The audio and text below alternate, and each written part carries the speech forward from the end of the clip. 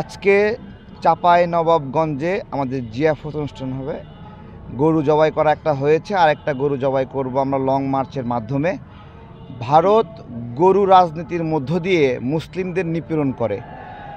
গরু খেলে মানুষ মারে, মুসলিম মারে, গরু ব্যাগের ভিতরে পাইলে মুসলিমদের মারে। আবার এই গরু তারা রপ্তানি করে অনেক টাকা ইনকাম করে। বিশ্বের প্রধানতম গরু রপ্তানিকারক দেশ, গরুর মাংস রপ্তানিকারী দেশ। অথচ এই গরু দিয়েই মুসলিমদের নিপীড়ন করে। আমাদের সীমান্তে নিয়মিত নাগরিক হত্যা করে এবং তারা দেখেছেন এর আগে আমাদের কাঁটাতার দেওয়ার সময় তারা জয় শ্রীরাম স্লোগান দিয়েছে। এইভাবে আমরা এই সকল নিপীড়নের বিরুদ্ধে আজকে আমাদের এই জিয়াফত এখান থেকে এই চাঁপাইনবাবগঞ্জে শিবগঞ্জে এই জিয়াফতের মধ্য দিয়ে আমরা নাগরিকদের, এখানে সাহসী নাগরিক যারা ভারতীয় বিএসএফের প্রতিবাদ করেছিল তাদের কথা শুনব এবং তাদের সাথে আমাদের অনুভূতি শেয়ার করব। আমরা যারা আগ্রাসন বিরুদ্ধে লড়াই করছি, আমাদের স্পষ্ট কথা, আমাদের জমির একটা ইঞ্চিও আমরা ভারতকে দেব না।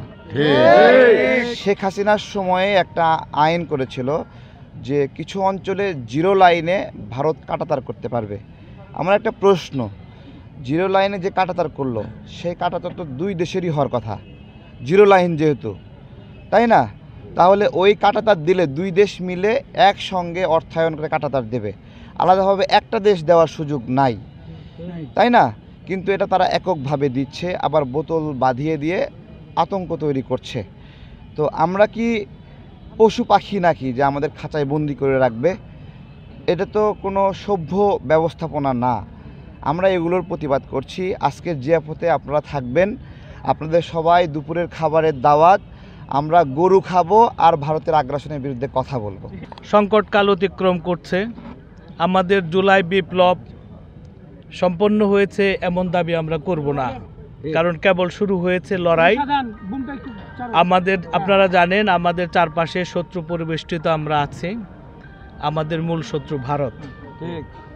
আমরা এই ভারতকে বাংলাদেশ থেকে বিতাড়িত না করতে পারলে আমাদের মুক্তি নাই। আমরা ৩২ নম্বর ভেঙেছি, তার প্রভাব অতি সুদূর প্রসারী।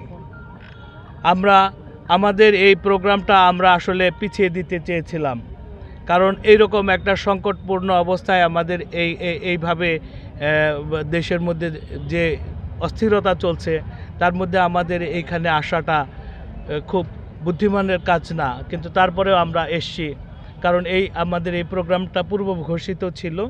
আমাদের এখান থেকে পিছিয়ে যাওয়ার কোনো সুযোগ ছিল না। এই জন্য দেশবাসীর কাছে আগে আমরা যে দুঃখ প্রকাশ করে নিচ্ছি, কারণ ৩২-এর ঘটনা এভাবে ঘটবে আমরা আশঙ্কা করতে পারি, আশা করি নাই।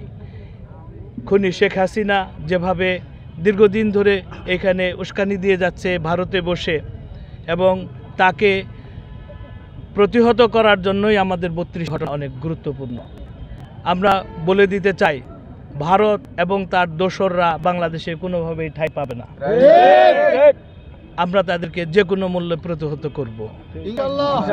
আমরা এখানে আসছি সরকার পানির ন্যায্য হিস্যার দাবিতে, ফেলানি সহ সকল সীমান্তে নিহত শহীদদের যে আত্মার মাগফিরাত মনার জন্য এখানে আমরা জড়ো হয়েছি।